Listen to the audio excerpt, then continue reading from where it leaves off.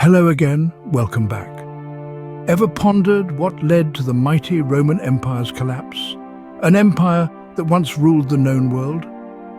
It's a tale that began with the crisis of the 3rd century, a period of approximately 50 years, from 235 to 284 AD.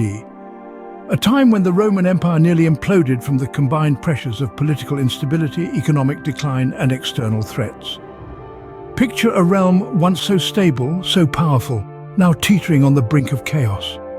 The Roman Empire, during the crisis of the 3rd century, was a time of frequent changes in leadership. In a span of just 50 years, more than 20 men claimed the title of emperor. Some seized power by force, others were appointed by the Senate, and a few were even placed on the throne by the very soldiers who were supposed to guard it. This political instability was a breeding ground for economic woes. The constant change in leadership led to inconsistent and often disastrous fiscal policies. Inflation skyrocketed as emperors devalued the currency to pay for their military campaigns and lavish lifestyles. Trade routes were disrupted, and the once prosperous Roman economy began to crumble. As if the internal strife wasn't enough, the empire was also under constant threat from external forces. The Persians from the east, the Germanic tribes from the north, all saw the weakening Roman Empire as a prime target. The Roman legions, once the pride of the empire, were stretched thin, defending borders on multiple fronts. This combination of political instability, economic decline, and external threats set the stage for the empire's downfall. But remember, this was only the beginning. The Roman Empire, the beacon of civilization for centuries, didn't crumble overnight. It was a gradual process. A slow erosion over the course of centuries. Just as Rome wasn't built in a day, it didn't fall in one either. Did you know that the Roman Empire was not always a unified entity? In the year 285 AD, Emperor Diocletian made a momentous decision. With the best of intentions, he split the Roman Empire into two halves, the Eastern and the Western. This was no arbitrary split, but a calculated move aimed at managing the vast empire more effectively. On the surface, it seemed like a smart strategy. After all, an empire spanning 3 continents was no easy feat to govern. But as with all major decisions, there were unintended consequences. The split led to a power struggle with 2 distinct centers of power vying for dominance. The unity that once held the empire together was replaced by division and internal strife. What started as a solution to manage the sprawling empire soon turned into the seed of its downfall. This brings to mind the timeless wisdom. A house divided against itself cannot stand. Imagine your home being invaded by strangers who want to claim it as their own. A chilling thought, isn't it? Now think of an entire civilization experiencing this dread. This was the reality for the Western Roman Empire in the 4th century. The barbarian invasions had begun, and the once mighty empire found itself under constant threat. Let's take a step back and understand who these so-called barbarians were. The term was used by the Romans to describe people who were foreign to their culture and language. The Huns, Visigoths, Ostrogoths, Vandals, and others were among these groups. Each had their unique cultures, languages, and most importantly, their ambitions. And as they pushed against the borders of the empire, they began to fracture the once unshakable Roman resolve. So what brought them to Rome's doorstep? The reasons were many: economic hardship, pressure from other invading tribes, or simply the allure of Rome's wealth. The Huns, for instance, were a nomadic people from Central Asia. They were fierce warriors known for their horseback archery skills. As they moved westward, they pushed other groups like the Visigoths and Ostrogoths towards the Roman Empire. The Visigoths, initially allies of the Romans, eventually turned against them.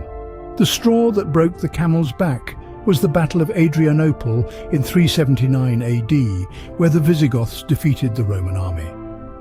This marked a significant shift in power and set the stage for further invasions. The Ostrogoths and Vandals, too, played their parts in this saga. The Ostrogoths, led by King Theodoric, even managed to establish a kingdom in Italy, effectively replacing the Western Roman Empire. The Vandals, on the other hand, left their mark by sacking Rome in 455 AD, a moment that sent shockwaves through the empire. These invasions, one wave after another, weakened the Western Roman Empire, both militarily and economically. The once invincible empire was now a mere shadow of its former self. The barbarians were at the gates, and Rome was under siege. Every great story has a climax, and for the Roman Empire it was no different. The glory of Rome, its marble columns and grand forums, bore witness to its own downfall. Let's take a step back to the early 5th century. The year was 410. Rome, the Eternal City, was sacked, not by a rival empire, but by the Visigoths, a band of Germanic tribesmen led by their king, Alaric. The unthinkable had happened. Rome, which had stood invincible for centuries, had fallen to a group of so-called barbarians. The sack of Rome by the Visigoths was a psychological blow to the Romans. It shook the foundations of their world. But this was just the beginning. The Visigoths had set a precedent, and others were quick to follow. Skip ahead to 455. The Vandals, another Germanic tribe, led by their king Genseric, descended upon Rome. The city was sacked once again. The Vandals pillaged Rome for 14 days, a period of destruction that surpassed the Visigoths' single day of plunder. However, the final blow came not with a sack, but with a simple change of power. The year was 476. A young boy sat on the throne of Rome. His name was Romulus Augustus, but his reign was short-lived. The Germanic king, Odoacer, deposed the young emperor, sending him into forced retirement. Odoacer didn't claim the title of emperor for himself. Instead, he declared himself King of Italy, marking the end of Roman rule and the beginning of the Middle Ages. This event is generally considered the official end of the Western Roman Empire.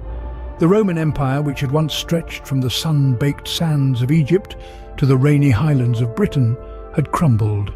Its emperors, its legions, its citizens, all were swept away by the tides of history.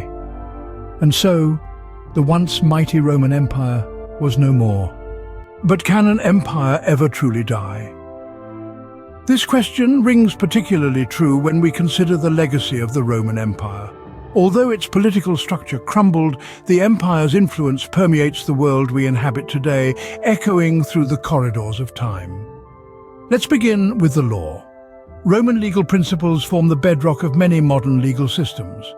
The concept of innocent until proven guilty, a cornerstone of justice, is Roman in its origin. Many of our laws today mirror the Roman statutes on property rights, contracts, and torts. Moving on to politics, the Roman Republic, with its system of representative government, served as a blueprint for modern democracies. The separation of powers, a concept we hold dear, was pioneered by the Romans. Their political institutions, though not without flaws, have informed the governance structures of nations far and wide. And what about language? Latin, the tongue of the Romans, is the forebear of the Romance languages, Italian, French, Spanish, Portuguese, and Romanian. It has also left an indelible imprint on English, with countless words and phrases tracing their roots back to this ancient language. The architectural marvels of Rome, too, continue to inspire.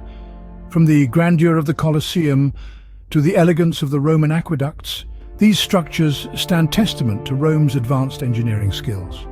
The Roman architectural styles and techniques have significantly influenced Western architecture, and elements of Roman design can be seen in everything from modern stadiums to aqueducts.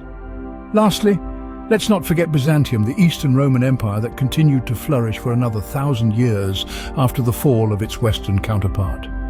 It served as a beacon of civilization during the Middle Ages, preserving Roman and Greek culture and passing it down to future generations.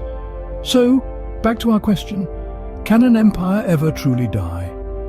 In the case of Rome, the answer seems to be a resounding no. The Roman Empire fell, but its spirit lives on, interwoven into the fabric of our modern civilization. So, what have we learned? In our journey through the fall of the Roman Empire, we've examined the crisis of the 3rd century, a period of political instability and economic decline that set the stage for the empire's eventual collapse. We've discussed the pivotal moment when the empire split into eastern and western halves, each with its own emperor, a division that weakened Rome's unity and strength. We've delved into the barbarian invasions, a series of relentless incursions that further eroded the empire's stability. We've recounted the sack of Rome, a devastating blow that marked the end of an era. And finally, we've explored the enduring legacy of the Roman Empire, its influence on law, language, architecture, and government that persists to this day. From the rise to the fall, the story of Rome is a testament to the ebb and flow of human civilization. Remember, history is not just about the past, it's about understanding the present and shaping the future. Thanks for stopping by. See you again next time.